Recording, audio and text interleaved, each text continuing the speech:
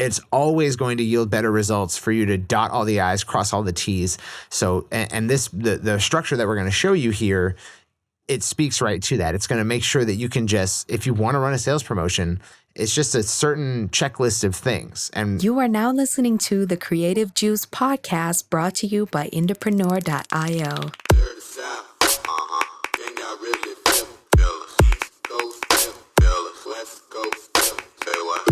Welcome back, Indies, to Creative Juice. I am your host, Circa. With me, as always, is Corrin, who is back from tour. Yeah. Welcome me back. Yeah. You made it. Welcome back to me. Yeah. Yeah. Oh, man. We're excited to have Corrin back. We had a little stint there of like interview episodes while Corrin was on tour in London, which was super cool. Awesome response from the indie community and the communities of the people we had on. Thank you to Brandman Sean, to Corey to Savior, and thank you to Rick Barker. Thank you guys for coming on. Before we get into today's episode, which is all about something everyone who listens to this should already be thinking about because we're so close to Black Friday. But before we get into it, just wanted to say that this podcast is sponsored every week by our company, Entrepreneur. And if you like the kind of advice and tips that we give in here, and you haven't yet had a chance to check out our Indie Pro membership, I highly recommend that you do. If you just go to Entrepreneur.io, you can sign up, apply to be a part of our Indie Pro membership right there on the homepage. We would love to have you, and it's packed with way more in-depth information than even we give out here on the podcast. Step-by-step trainings on everything you could want to learn, from building a fan base with video ads, to email marketing, to messenger marketing, to launching an album, to actually knowing how to have a long-term strategy for your Spotify. So if you want access to all those trainings and you want weekly live Q&As with myself, Corrin, Jack, our agency lead, and our agency technicians, and you want to be a part of our private Facebook group, which is a rad time and a great way to get instant help on anything you're facing, just go to Entrepreneur.io. Also, if you're a fan of this podcast and you're not subscribed, what are you doing? Please subscribe to us on iTunes and Spotify, and leave a review if anything that we say here is helpful to you. And thank you so much. Yeah, we don't do plugs often. So we don't. Yeah, we I'm never glad do. You're like letting people know who the hell we are. Actually, I had a talk with someone who listens to this podcast who was like, I didn't even know that you had this membership. This is dope. And I was like, I should probably start talking about it more. Yeah. So yeah.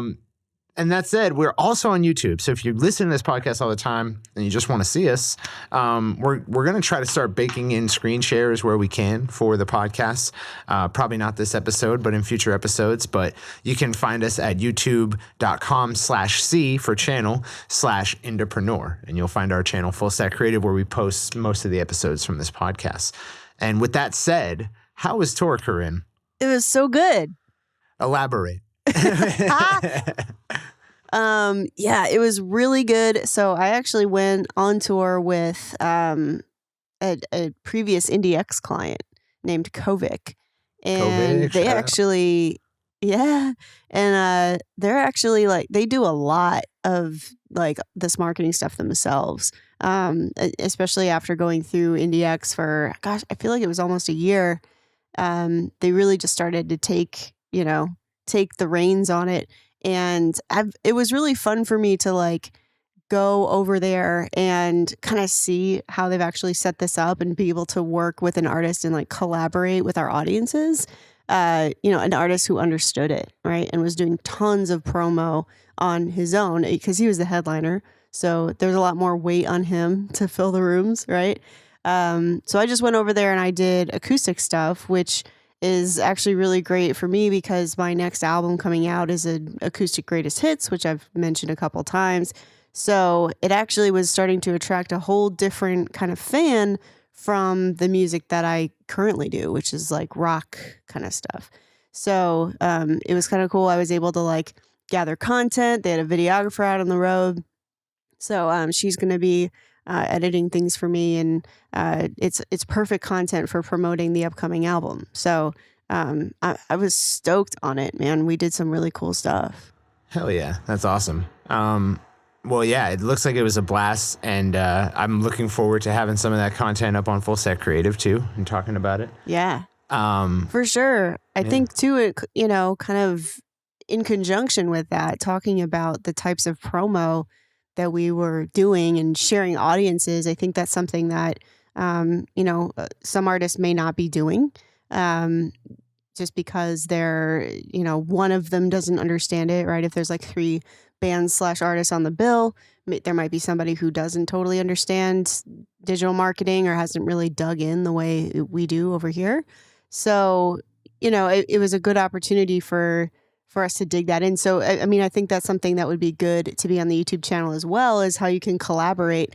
And if it's publicly available, then, you don't have to try to explain it to the people that you're sharing the bill with. Like, we can explain it for you. Totally, yeah. You can also check out, if you go to indepreneur.io/episode 85, you will find a podcast that we did about 6 ways that artists can collaborate for better marketing, including sharing audiences, which is huge. And it's so cool to see it in action with one of our own. Yeah. So we did a lot of, I did, as we were on the road, I was gathering content for different shows. I got to go to Glasgow, Scotland for the first time ever. That's my first time in Scotland. So, I didn't have an audience there, but I was able to kind of cross promote, make sure that, if I did have audience there and didn't know, right? Because it was fewer than 1,000. So it could have been one person, or it could have been, hundreds of people. So doing green light warmth boosting to these particular areas, with the content on the tour before I even got there, was really it was cool because, I don't know, it was just, I was reaching out to my audience, and I was also reaching out to, the audience that Kovic shared with me. And then also we were able to offer basically free tickets to indies at the London show, which was like the closer show of the whole tour. It was about a 2-week tour, played 10 dates.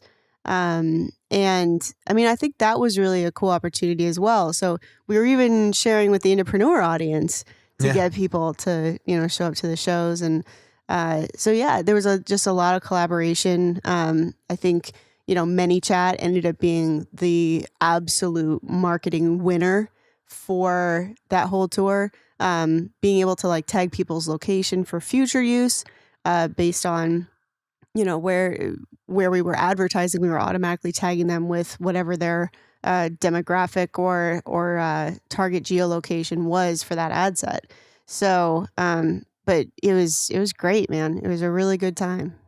Hell yeah. That's so dope. Well, I'm super looking forward to hearing more about that as we get content back. But today's episode is a topic that we've kind of been reminding people in the group is coming up. But, if for anyone out there who's listening to this, who's not doing this, you should be immediately, which is we're going to be talking about how to structure a sales promotion, specifically your Black Friday and Christmas sales promotions. But really, we're going to talk more about Black Friday and Christmas in a future episode. Today, we're just going to talk about sales promotions in general. And I hope that it's on everyone's mind, given the season. If it's not, it should be.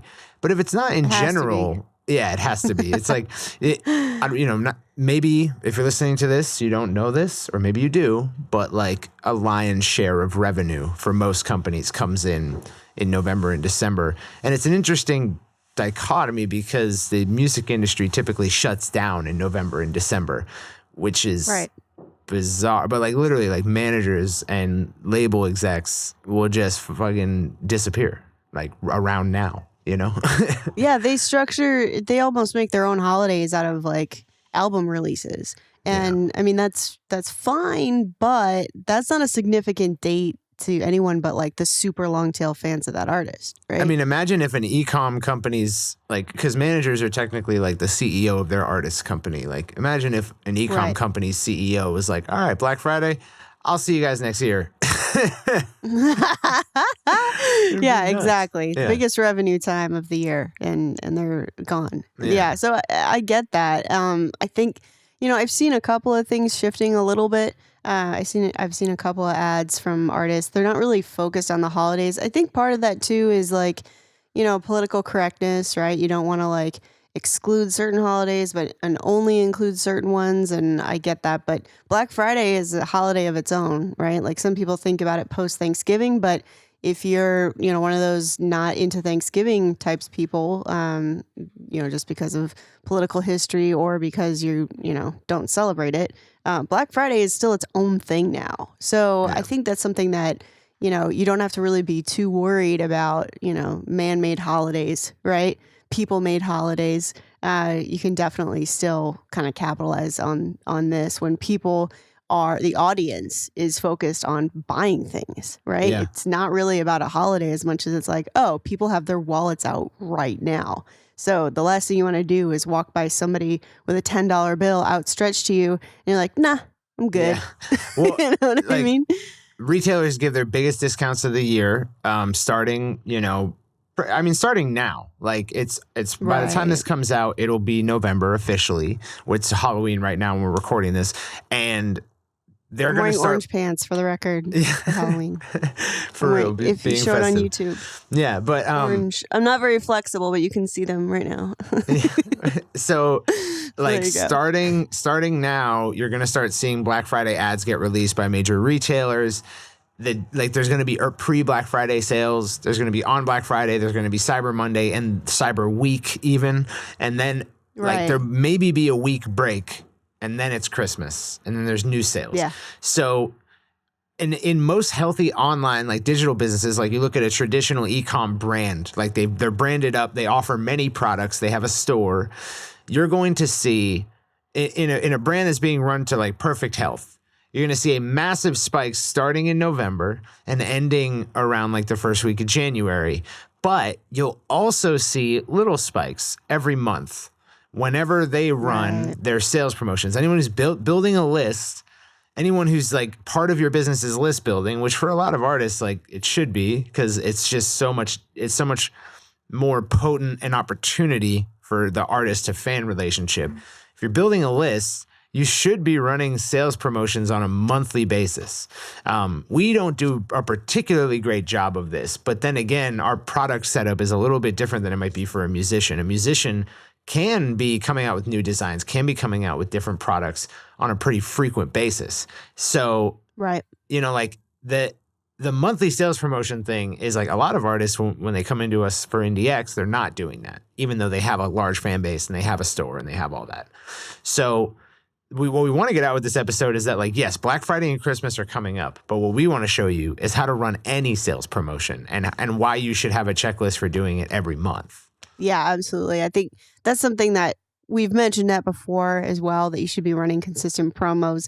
And even though I just said like labels make the album releases into a holiday, I'm not saying that's a bad idea, right? I'm saying that doing that instead of a holiday focused time when people have their wallets out is not good. But it is good to you can pick random dates, especially if it's, an album anniversary, right? Like that's a good reason to just have a random thing. I actually did a small thing with my list 2 days ago because it was National Cat Day and I'm obsessed. So I did a little thing for that. Basically bought these little cards which were just blank thank you cards essentially that had cats on them, and sent those out to people, to my best customers. So, but you can pick random things, right? Like we've talked about maybe taking an employee's, taking Cirque's birthday and making that into a promo day. It's a little close to Black Friday though. So it'd be better if somebody get born in April so we can have a sale in April and come work for us. Or if you have an April birthday, contact us. Just kidding. But you know what I'm saying? You can make up anything to create these promotions. There's 10 to 12 natural holidays that every company runs sales on. Like you think President's Day, Labor Day, Veterans Day, what's the other one that car dealerships go crazy for? President's Day. Is it President's Day? In February. Yeah, but then you got... it's the first quarter. It's 3 months after the Christmas rush. Right. So then you got Christmas, you got Halloween, you got Thanksgiving, you got Black Friday, you got Cyber Monday, you have Easter, you have New Year's. Spring, Yep. You have back to school, you have summer, beginning of summer or end of summer sale. So there's all these natural times at which to have a sale. There's your band anniversary. There is, there's your birthday. So totally you should have no problem finding at least one excuse a month to run a sale. So you should be running sales promotions on a monthly basis where it's appropriate. It's appropriate when you're not just discounting the same product down every month. Otherwise, you need to titrate Right. your frequency because you don't have enough products. But if you have a large product stack and you've got back inventory, especially, like that's when it's really awesome. Is if you have a lot of back inventory, because people do regularly make random purchases on your website, but you want to clear it out and get some volume going. The thing is that on average, the time between when people inquire about a product and the time that they buy that product from whoever is about 6 months, I think. Or it's like I forget the exact numbers, but like a large percentage of people don't buy until 6 months out. And Right. so yeah, like you need to consider for that. And if you're building a list, people will become mature for a buying decision at random intervals throughout the year. And you have to be getting offers in front of them in order that they're not buying their other favorite band's t-shirt, you know? Yeah, absolutely. I think too, like I've actually seen people attempt like release stuff when they are trying to come up, like obviously like Black Friday people are expecting deals, but they're also just expecting excitement, right? Totally. So I've actually seen people who like they actually will release something, like release a new merch design or release, something that's interesting and new on these holidays. If you're kind of in a position where you don't have a lot of margin to play with, that's another thing that you can kind of create. I don't recommend like making Santa sweaters, but ugly Christmas sweaters are definitely a thing. They're kind of expensive to make, right? Like margins aren't necessarily amazing on those, but I've seen bands do that in a really creative way, where they, have their faces sewn into a sweater that's got a really terrible Argyle or something on it, and run promos on that starting on Black Friday. So there's a lot of cool things that you can create that, go around these themes. Even if you can't do deep deals, there's still stuff that people are just expecting because of the season. Yeah. And I mean, and with Drex, who we work with, he's got this singles campaign going, and he's got this kid who's like a fan of his to like draw illustrations for every single. Yeah. And every illustration is an opportunity for merchandise. Like, it's cool. Absolutely. Like buying, like even like, because people make fan art all the time, right? And there's some really creative people out there who make cool stuff, like not just portraits, right? But who will make stuff that is inspired by your face, your music stuff. So I've actually done that where I pay them like a work for hire. One fan art I actually paid licensing to because he was a graphic designer and pretty privy to that, But those are great opportunities to come up with stuff too. And people will tag you in that. It not only is a really cool source of design, but it deepens the relationship. This person's going to be super honored that you're, not only paying them for their work, but like using their art for your stuff. That's really something that people just, it deepens the relationship between artist and fan. So there's some cool sources of inspiration out there where you can, see an illustration, be like, oh, this would look really great on a poster or on a shirt or whatever. So that's another good way to kind of get inspired. Yeah. And so and also with the release of any of these products, what a lot of people will do, a lot of musicians, a lot of comedians, a lot of entertainers will just be like, yo, this new thing is in the store. And they'll mention it on whatever their recurring media is, maybe on their socials. And that's about it. But what I want to impart to you is to not make that mistake, is to take a campaign-based approach to anything you have an opportunity to take a campaign-based approach to. It's always going to yield better results for you to dot all the I's, cross all the T's. So, and the structure that we're going to show you here, it speaks right to that. It's going to make sure that you can just, if you want to run a sales promotion, it's just a certain checklist of things. And just to give you the broad overview, we're going to talk about when you should run a sales promotion. We pretty much already talked about that, right? If you can set up a monthly sales promotion calendar and you have the product for it, or if you can, titrate that down based on what you think you're going to be able to release. Find something comfortable. Right. Create that calendar at the top of the year before January 1st starts, and then you know where you're at. And then we're going to talk about who you should run sales promotions to on what channels. So based on where you're at, all the different avenues you have to get the word out about your sales promotion. Then we're going to talk about creating those irresistible offers. What is going to incentivize people to become a supporter of your music career, of your fan base? And then we're going to talk about all the assets you have to create to run a sales promotion, depending on how many different people you want to reach on how many different channels. And then we'll talk about engineering scarcity into that, and then just setting it up and getting it pre-scheduled so that you don't even have to really run it when it comes time to actually run the sales promotion. But that all starts with who you should run it to and on what channels. So we'll start with like the easiest, and we'll just kind of create a spectrum here, right? The easiest is you have a customer list and you know what they like to buy and you know what they like, right? And then you can just craft a specific offer based on that.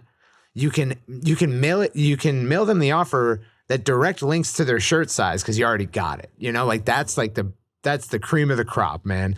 The kind of worst case scenario, I mean, we'll throw cold audience out the window, right? You don't necessarily want to be making sales promotions to people who've never heard of you because they're not going to buy at a high clip. But like the worst off you can be feasibly is to have just like video viewers or profile visitors on Facebook that you can retarget with an ad for your sales promotion. It's unlikely they'll become first-time buyers, much less likely than, people who are already on your email list, but it's possible. Yeah. Well, I think too, like people really underestimate the value of, we talk about it all the time, of your mailing list. So, but there are certain programs that will actually recommend items to your mailing list based on what they've purchased in the past and excluding things that they've purchased in the past. So that can be a really customized thing. We talk about it all the time about making sure that you're not like, hey, buy my CD. And they're like, I already bought your CD. Right. If people already bought your CD, this like gift giving time is a great time to be like, hey, I know you bought my CD and I really appreciate your support. I think if you think that you have a friend that would be interested in this album, then, I'm offering, a 2-for-1 deal or something like that, where then you're kind of integrating an advocacy or referral program, I should say, into your sales offer. Yeah.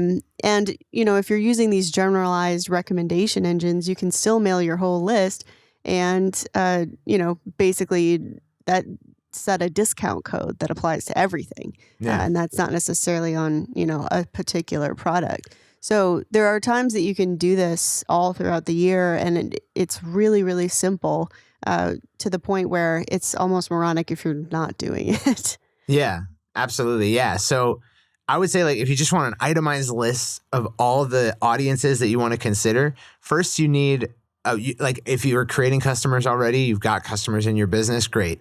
Create a list of them, segment it down. If you've got 100 people, do something really special. Like craft an offer specifically for them. The more that you can tailor your message, like if you're sending different emails to people who are in different shirt size segments, that's great. If you're sending, different emails based on, how many times they purchased with you in the past and you have different offers, like that's even better, but you don't have to go crazy. Like shirt size is a great place to start, or, pant size or whatever it is that you're offering, or previous purchase. Right. Like if they purchased an album, but not a t-shirt based on that album, you have a natural next product to offer and you can discount it down for them, which incentivizes it even more. So segmentation of your customer list, you're going to want to do that work, create that audience. You're going to reach out to them through email. Then segmentation of your email list, ideally by how they got onto your email list. Like what were they interested in? Were they interested in this one set of songs that you had been promoting at the time? Did they opt in for deeper communication with you? Did they opt in for a specific album? Doing that segmentation work will give you ideas for offers you can make to those people. And I think this is like the bread and butter, right? Like at the very least, you should be segmenting your customers, creating an offer for them, and then segmenting your non-customers who are on your list and creating an offer for them and seeking to reach out to them through email. But there are other things, but we'll get into those. But those are the two main things that you should do. Yeah. I mean, I think too, like, and we've talked about this with merch before, it's always great if you're using a design to come up with accessory stuff or have multiple things with the same or related designs, right? So, like, I've had artists in the past where, I would design a t-shirt for them. Like, yeah, I love that t-shirt. I'm like, all right, cool. Let's also put a variant of that on a Bluetooth speaker and sell that. And so if people buy the shirt, but they don't buy the accessory that matches it, knowing they were obviously into that design. They like how it looked.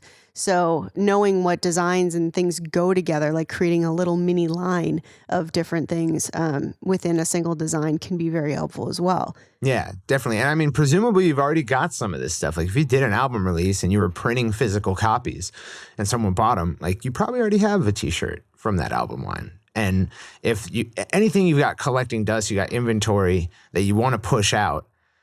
A great way is just to run a sale on it. An even better way is what I like to do, and this isn't always appropriate, but if it's a design people really liked, but you feel like your audience got them, you can create buyers by just adding exclusivity to it and just say, look, these were mostly sold out.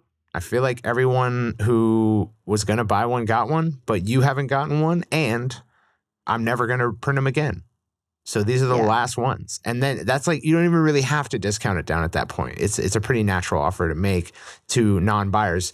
So ultimately, like with your email list, you're trying to ascend existing customers and create new buyers. Sales promotions do a great job of that, right? Like hopefully when people opt into your lists, we have something happening in that first week that incentivizes them to become a customer, become a supporter immediately. But there's tons of people who aren't going to. They're just longer thinkers. They have a different personality type when it comes to buying, and they need more time. But if you're not running these sales promotions, you're not pushing them from email subscriber to customer with any regularity. So taking inventory of like, who's on my email list, who reads my emails, who digs my stuff, but hasn't become a customer yet. Let's change that with a sales promotion. Yeah, well, and especially like if you're running sales promotions regularly, it gives them, like Cirque's saying, an opportunity to think about something over a period of time where it's like, oh, I don't want to do this right now, but maybe I'll do it later. If you're making a sales offer for the first time, and if you haven't made a sales offer before and Black Friday's coming up and we're like, you need to get a Black Friday thing happening, like, yeah, that'll be your first one. That's fine. But it's really good to kind of have these promotions in their head. I know that there's people who are watching us for Black Friday, especially because we talk about it and mention that we do our best deals on Black Friday. Yeah. But it's really difficult to, think about when you're talking to your friends about coming to a show, right? It's like, unless I am inviting Jesse Gillen-Walters. If I'm inviting Basic Printer to a show, he's like, and he looks at his calendar, he's like, yeah, he's pretty flexible. But most people are going to want to think about it. So, starting a conversation about a product early and then, they're thinking about it for 3 months and then you offer a deal on it. They're like, well, yeah, and they don't have to make a decision in a split second about something that they haven't been considering in the past. Yeah, definitely. And yeah, so I think we've outlined like that's your bread and butter is like subscribers. If you got text subscribers, I think this same exact advice goes. Do that segmentation work now. And the great thing is that like if your automation is set up, so like if your sales pages, when people go to buy your offer, it then changes their tags or changes their groups in your email lists, then you don't have to change anything. You do the segmentation now, the automation reorganizes everyone when they purchase. And then in the future, you can use those same segments for your sales promotions, which makes it really easy, really repeatable. Another thing that what I invite you to consider doing is take your email list. Once you do these segmentations, once you've got your customer lists in different groups, you've got your email lists who haven't become customers in different groups, upload it to Facebook ads, create custom audiences with those email lists, and just import them into Facebook ads. If you've got MailChimp, you can do this directly, although you won't be able to do it by segment. So you might have to export it. But either way, it's so cheap to retarget a very small audience like this. And if, like they're not all going to check their email, right? So and even some who do are not going to take that action immediately, right? Like even if I fully intend to buy this Johnny Cupcakes drop that I get in my email, I forget all the time and I go to the store and it's sold out and I'm so heated that I didn't do it right then. Like literally, that happens to me all the time. And so by having that ad out there serving as a second touch, you can be kind of ever present during the sales promotion. And generally people are like, if you're ever present and people don't want it, like maybe that's bad. But typically during sales promotions where you're just trying to save people some money, it's not that big a deal to be ever present. Yeah. Well, I think too, like that is why when I'm talking about doing like releases, a lot of times I don't put the design in the email.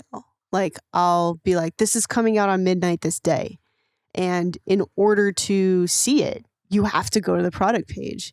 And if you do that, you're automatically creating a much bigger audience for people to consider the design so that you can retarget them. Yeah. I always like anytime that I'm looking at a product, and I mean, I know I'm in marketing, so I probably think about this differently from the standard user. But when I go look at something and then it shows up in my Facebook newsfeed literally 5 minutes later, I'm like, yeah. And like half the time I'll click through and be like, oh yeah, I wanted that. Or it'll just be enough to push me over the edge, right? And that's because I'm respecting the fact that they're retargeting me. Yeah. So it, like I said, it might be a little different, but at the same time, like it may not be different. People might really respond to the fact that they're seeing it in multiple places and like, oh yeah, I thought that was a good idea. So if you are releasing something new as part of Black Friday, doing an ugly Christmas sweater or whatever, not putting the design in things and forcing them to view the content on the store when they're doing their first consideration automatically puts, especially if it's, through an ad, automatically puts them back into an audience of retargeting. So that's something that's worked really well for me in the past for various promotions. Yeah. And it's like, you can get really granular with this.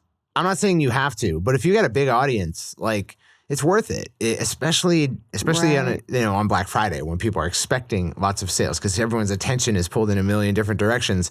The more retargeting you're doing at a granular level, the more you're saving on like big ads because you're just pulling people kind of down a narrative. So like, just like I said, you can export those email lists, you can upload them to Facebook ads, and you can start targeting people with the offer. If they make it to the sales page, that means they had some level of intent. So you can create different retargeting ads for people who have made it to the sales page, but not added it to cart, not purchase.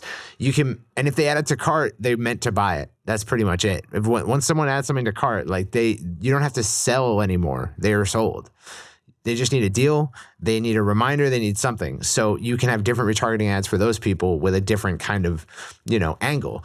And you don't have to do all that work, especially if you're dealing with very small numbers in terms of audience. But if you've got thousands in your email lists and you're going to be making an offer like this, then you definitely want to go the extra mile as much as you can.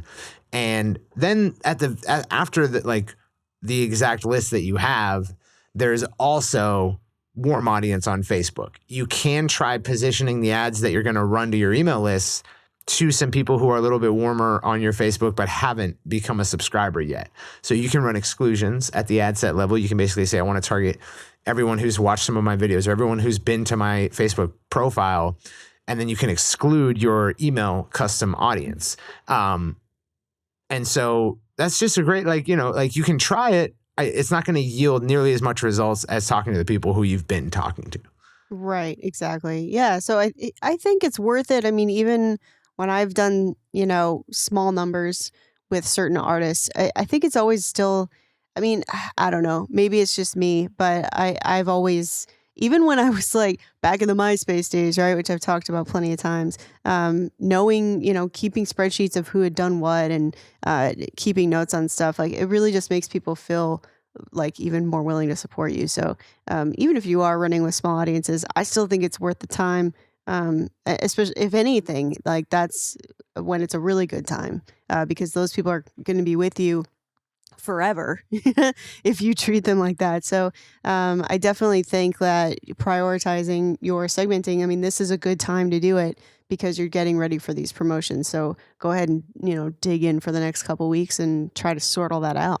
Yeah. And a lot of this stuff is dynamic. So you do the work once and you probably don't have to do a whole lot of maintenance on it or redo it. Yeah. So exactly. Yeah, it's definitely worth it. That said, those are the audiences you're going to want to make offers to. Your customers, based on how much of a customer they are. And then your non-customers who are already subscribed, which is huge. That's huge intent. Those are people who are like pre-customers, right? And then maybe some of your warm audience. If your creative's really good or if it's a great offer or if it's Black Friday, you might yield some success there. Now let's talk about creating irresistible offers for those audiences. What I want to make clear is that the reason we use something as kind of jargony and complex and inside jokey as the buddy system, which is like, it's complex, right? But we use it because it tells us this information, which is like we've got customers and we can offer them something akin to what made them a customer in the first place, like a low priced offer, but they already have taken that level of relationship with us. They're at that stage.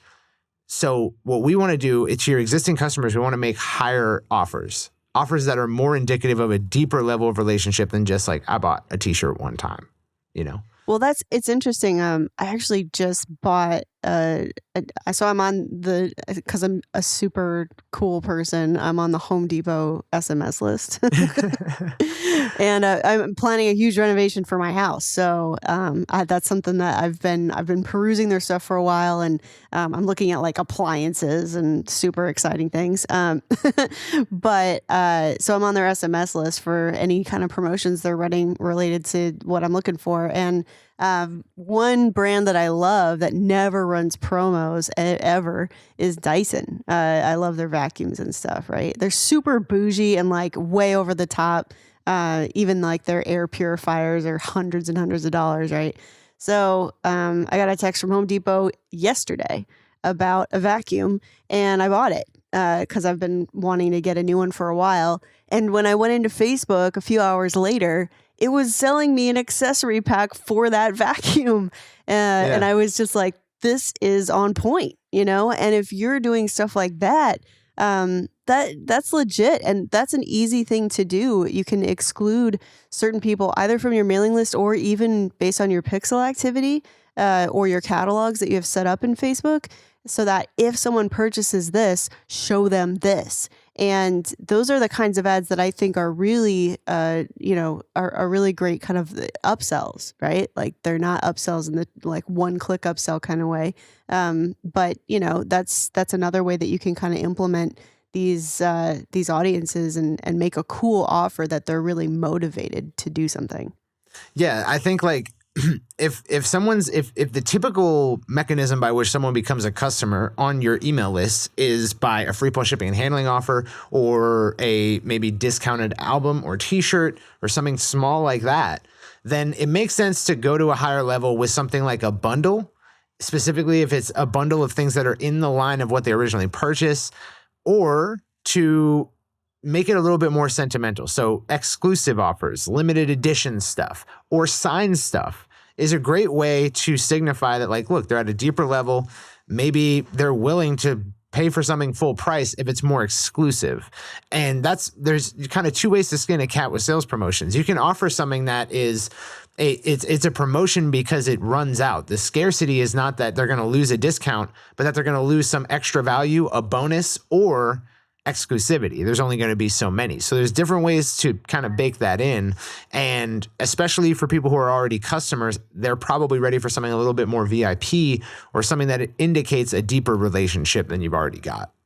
Yeah, I think that stuff is super cool, especially like, so say you're running an album launch. Obviously you've got your deal. If you're running it in the standard way, right? Like you offer them the album and then you offer a one-click upsell, which is like where your biggest margins are. So think about that for a second, right? Like you're basically saying like, hey, get this thing that goes with this, right? So you can run ads for people that have purchased the album but not that upsell, or then after, like, you can set it to do a day later, 3 days later, 7 days later, be like, hey, I'm about to ship your thing, right? So you can do this in an email and do it in an ad. Be like, yo, thanks for buying. I'm about to ship your stuff out. I'd like to throw this in with it, would you, because you did this, you supported me in this. Yeah. And that's the kind of stuff that is really custom. I think it'd be cool to do something like that if you're thinking about promos. Yeah, definitely. Yeah. So there's for your existing customers, there's a lot of different ways to do it. Now, for people who aren't customers yet, I would say your best bet's at like a discount. Like exclusivity might get you there, but ultimately there's a different barrier in place with people who aren't customers yet, which is I don't know what it's like to give you money. I don't have a frame of reference for that. And the more high priced the product, the more difficult it is for me to cross that psychological barrier. So you can lower the psychological barrier with a discount. You can't be running discounts all the time, then they're not discounts. So this sales promotion cycle kind of makes perfect sense in that context, right? You need these frequent opportunities to put a discount back in front of those who need one in order to cross that psychological barrier of like, I'm going to give this artist some money. Maybe they never send me a product. Maybe they're an idiot, so they got to get over that. You got to deliver a dream come true experience. And a discount's a great way to do that because you're going to send them so much value. And if your fulfillment chain and everything is tight and you've got a great nurturing process, they're going to be wowed by it. So that's kind of the psychology that goes into creating customers from non-customers during a sales promotion. So, I mean, I agree. I think that you have to think about where people are. And that, again, that's where the buddy system is really helpful. Typically, like exclusive limited edition items, you can add that to someone's first purchase to sweeten the pot. If you're offering them an album for the first time and, I know like, Nino Bless, he offered like, oh yeah, you can come to any show in the future if you have this exclusive whatever. So you can kind of bundle those things up to make the first offer more enticing, but it makes sure that it's an audience that has already spent a significant amount of time with you to make that worth it, because otherwise it's kind of an inappropriate conversation, right? Yeah. Where it's like, oh, you're going to get this really exclusive thing, but like, I don't care because yet. Yeah, exactly. So then it's not only the fact that it's not really going to help them feel more invested or that they're not really motivated by that, but also like it's the same kind of skip, right? Like we show in the buddy system where it's like, that's more of an ascension level kind of product. Now you might use it for affirmation for the first one, but it should be, at that case, it should be because they've consumed an excessive amount of content and feel very familiar with you, which is what the album launch helps to do.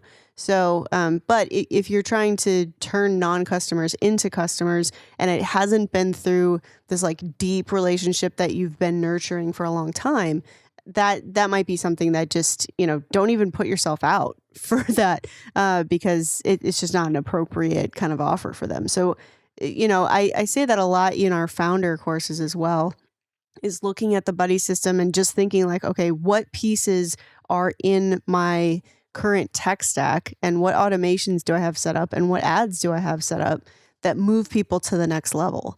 And I think like that's why you want to keep it very low barrier for people who aren't a customer yet. Don't try to skip them to 3 products, because that's more of an affirmation or ascension 1 and 2 level. Yeah, definitely. Yeah. So like free plus shipping and handling offers can work here, but I don't think you need to go that low. Like if you take something that is typically priced, at like $20 or $25 and you're bringing it down, you can even push it with bundles depending on how warm your email subscribers are. If you have ones that are like long time, never been a customer, open and click everything, like maybe that'll work. But ultimately, those are the kinds of offers you want to make. And again, there's 2 ways to skin a cat with that. There's not 3. You can't use exclusivity, but you can either add value or subtract price. So there's discounts and then there's bonuses. I won't say that one works better than the other. It really depends on kind of the nature of your audience. But you always want to consider that. You can do both. You can add a discount to an item and add a bonus, especially if it's very cheap to you, like a sticker pack or something like that. So those are the kinds of offers that you want to be thinking about for both your customers and your non-customers. I would say anything that you're going to design for your non-customer email subscribers might work with warm audience that hasn't subscribed. But you're just going to want to test that. You don't want to go full regalia with like a $1,000 ad budget to blanket your warm audience on Facebook, Test it at light levels, see if you can get conversions, maybe put the gas on it while the promotion's still running. Use scarcity. Scarcity is really the point of sales promotions. It is a small window in which to get an offer. And when it comes to email automation during that, you're going to want to drive scarcity. You can also do this at the ad level. So it's like, okay, offer announcement, you have this much time. But another checkpoint, another touch point is another email, another ad that's like, we're halfway through. Or there's only this many bonuses left or whatever it is. Exactly. Yeah. And then, a bulk of your sales are going to come from that first email and the last email, which is, it's closing down at midnight or whatever. And this is like this is the like bread and butter of most online commerce is like build lists, run sales promotions. Direct to sales page is not very common. Or not as common as it once was when ads like online digital advertising was very young. So yeah, like if you're building lists out there, this is the way to make it worth it. When we say that, an email subscriber is worth like $1.80 per month, this is why. Right. Well, and that's like running those automations and ads in a way where it's like, okay, this is here and it's an announcement, right? The people who are going to be down for that are going to do it right away. And then the people who aren't down for it yet and need to, again, go through that consideration process, you don't want to just hit them when it's like, all right, it's almost done or it's going to close in an hour, because at that point they haven't considered it that much. So that's where it's really good to run something in the middle to be like, hey, I just want to make sure you saw this, right? Like this is something that's going to be going away. And so you'll get some people in there, and then the people who have thought about it but still haven't purchased, at that point, like, okay, this is it, And so it's really cool that there's kind of a progressive communication there. The best sales promotions take the features and benefits of an offer, and they make content about it, and then they put that in the middle. They're doing all the selling in the middle. They're like, okay, if you didn't buy it when the offer was announced, our assumption is you're not convinced yet. Now, maybe that'll happen on the last day, but leaving nothing to chance, it's like, all right, let's say I've got a great testimonial from someone about this album. I'm going to make a piece of content around that, and that's going to be part of my middle. It gives you a reason to send out. It's not just like, hey, I'm cool and this is on sale again. You don't want to be just hammering people with the same message. It's an actual content piece. And that's probably the best way I've seen people weave in more convincing, more persuasion into the sales promotion without being a dick. Right, exactly. Yeah, I think that's where you really need to lean on your copy skills, right? And really consider your brand voice. How do you motivate people in a way that is very on brand? You don't want to be like this, and turn into a car salesman and be like, Sunday, this sale is ending, That's something where you really want to lean on the way that you speak to people. And I think that there's probably a lot of people that feel like, oh, that's salesy, right? We come back to this salesy thing. But there's a way that you can word this where it's like, I really just want to make sure you know about it. And that's not a pressure-filled thing at that point. That's just an authentic way to communicate. Like, hey, I really want to get you in this thing, or make sure you have this because I'm not making them again or whatever. So that's something to consider when you're putting these things together. Yeah, absolutely. And another way that you can make the scarcity something that you don't have to even really talk about is to use some automation on your website side. So I've used all three of these tools for, just for sales promotions, but you can use any one of them. There's probably competitors that I'm not going to go over because I haven't studied them. I can't really speak on them at length, but ClickFunnels has built-in scarcity timers where it's like you add this element to a ClickFunnels page, it pops out a timer, you set the date for it, and on that date, at that time, it will redirect any traffic to that page to like a sale is over page kind of thing. Right. So that's built into ClickFunnels. Another, ClickFunnels is quick and dirty for a reason. It's got everything you could need to build a great kind of offer funnel with no frills and some shit that's like just kind of tear your hair out, like roundabout ways of doing things. Right. I've seen that integrated into email as well. Every email I ever get from digital marketer about a promotion has a deadline in it. And even when you go into the email after the date that it's available, it updates it, right? Do you know what tool they use for that, Circa? Yeah. So our Indie Pro membership has a section called Indie Deals where you can get like discounts on mixing, production, drum tracking, CD Baby, G Suite, like things that indies are probably going to need. In Digital Marketers DM Lab, they have deals on things that digital marketers might need. And one of those things is Deadline Funnel. And that's what they use. Mm-hmm. And I had the privilege to use it. Oh, for emails too? Yeah. So Deadline Funnel is a little bit more robust, and I've used it on ClickFunnels pages. It plugs into pretty much anything, WordPress, ClickFunnels, whatever you're building on. And then it also integrates with email, so you can pop out like a timer in email. And yeah, it's pretty awesome. That's crazy. I didn't know it did email too.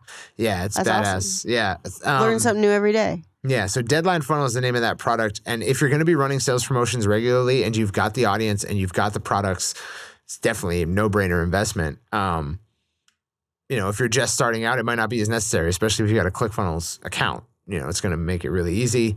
And you won't have email timers, but that's kind of like, it's an additional gimmick. It's not like the bread and butter. Yeah. And then another way to do it, if you have WordPress, is with Thrive Ultimatum, which comes with Thrive Theme's entire plugin suite. And it's a great plugin, and I think it does email as well. But ultimately, what these things do is they pop out a countdown timer, and some of them allow you to do it site-wide on certain pages on your site. So that is a great way to like kind of supplement the scarcity. You can, as soon as someone visits the sales page, or you can do it to, like for your entire list, that there's like a hello bar at the top or the bottom of every page on your website or select pages says, hey, the deal is valid for this much longer. There's a countdown timer and a button to the checkout. That's a great thing to add to your sales promotion stack. Everything we've talked about thus far, you probably already have. So, it's a no-brainer. But with that said, a great way to make all this easy on yourself is to just have a checklist of assets that you need. So if you're going to be running emails, okay, you need the email copy. You need to like do out your automation sequences. So my customers, I'm going to send them beginning, middle, and end. When do these get sent? Schedule them up in an automation. You're going to need the copy for that. It can be cool to create a graphic for the promotion with the products on it. That's something you can do to go the extra mile. You're going to need a sales page for that. You're going to need a thank you page and a checkout. And then you're going to need your custom audiences and your ads. So if you can just figure out, what am I going to run? Do I have enough customers to be making an offer to them? Do I have enough email subscribers who aren't customers to be making an offer to them? Okay, build up your stack, what you want to run, and then make a checklist of all the assets you need to create and just run down it. So for the past, like, we were running Black Friday sales, obviously. And for the past month, I've just been like chipping away at the different phases of our promotion, which is going to be a staggered phase-based promotion. And so if you just do it all out in Asana, which is my favorite place to do it, you can figure out what all the assets you need are, and you can start chipping away at them early.